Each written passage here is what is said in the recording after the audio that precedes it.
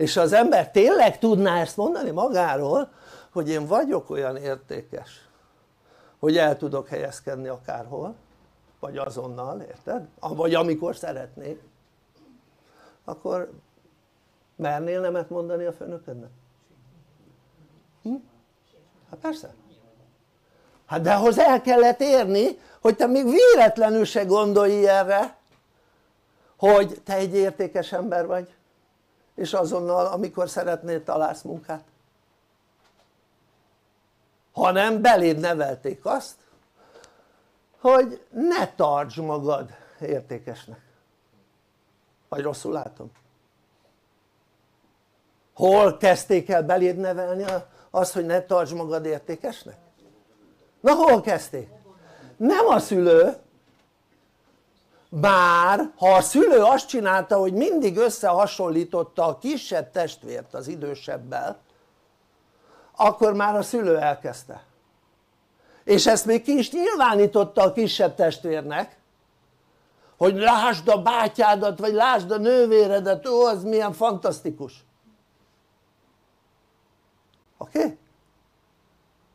Szóval ott kezdődött, ha a szülő jól csinálta, akkor ott kezdődött az, hogy az ember ne értékelje igazán önmagát, az óvoda, ahol különböző képességű gyerekek kerültek be. Nem hiszem, hogy egy csoportban, egy óvodai csoportban van két azonos képességű ember, illetve gyerek. Ugyanúgy, mint egy osztályban sincs két azonos, általános iskolában két azonos képességű gyerek, nincs. Tehát ezáltal, mivel nincs, mit csinálnak az óvodától? Összemérik a gyerekeket, és mondhatjuk azt, hogy különbségeket tesznek gyerekek közt. Már az óvodában elkezdődik ez a különbségtétel, és ha te nem estél bele abba, hogy te legyél a kedvence az óvónőnek mondjuk, akkor az lett, hogy te már le voltál értékelve az óvodába, mert nem te voltál a kedvenc. De az is egy leértékelés, ha már a harmadik kedvenc voltál, mert miért nem az első?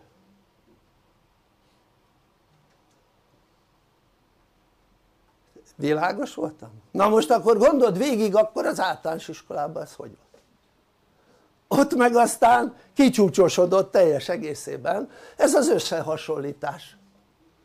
Sőt, jegyeket adtak, hogy te ilyen szar voltál, bocs, érted? Vagy ó, hát te nagyon kitűnő tanuló, hát ő a kitűnő tanuló, kiállítottak az iskolába, érted? Kirakták a fényképedet, hogy te voltál kitűnő tanuló. Jó, rendben is lett az értékelésed, az önértékelésed, de mi van a többivel, akit nem raktak ki?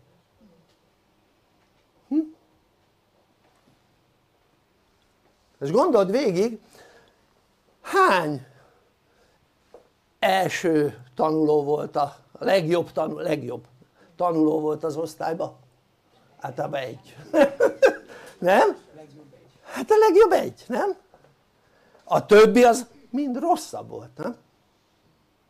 Hát akkor az egy leértékelés, hoppá! Gondold végig, az egy leértékelés, érted? Hát értékelték, ott van benne, értékelték a feleletét, a dolgozatát, és 5-öst kapott, a másiknak értékelték, és nem 5-öst kapott, 4-est, 3-ast, 2-est, 1-est. Tehát aki mondjuk 3-ast, 2-est, 1-est kapott, azt leértékelték. Világos? És akkor ezt folytatták a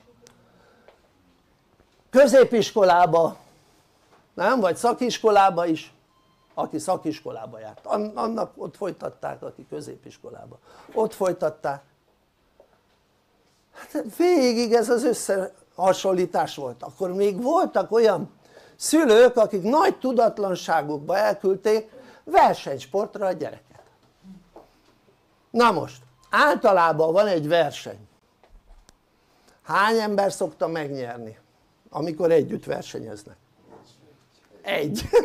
Tehát mindig egy nyer, sosem kettő. Tehát nagyon ritka az, hogy holtversenyben pont egyszer érnek be a célba, nem?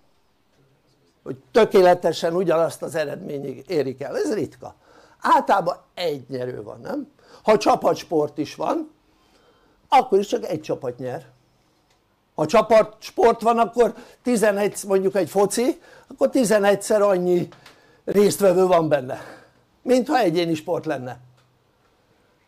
Tehát az átlag ugyanannyi vesztes van átlagosan, ha megnézed. És csapatsportban sokkal több a vesztes, mint az egyéni sportágokban, mert sokkal többen vannak a versenyben. Logikus?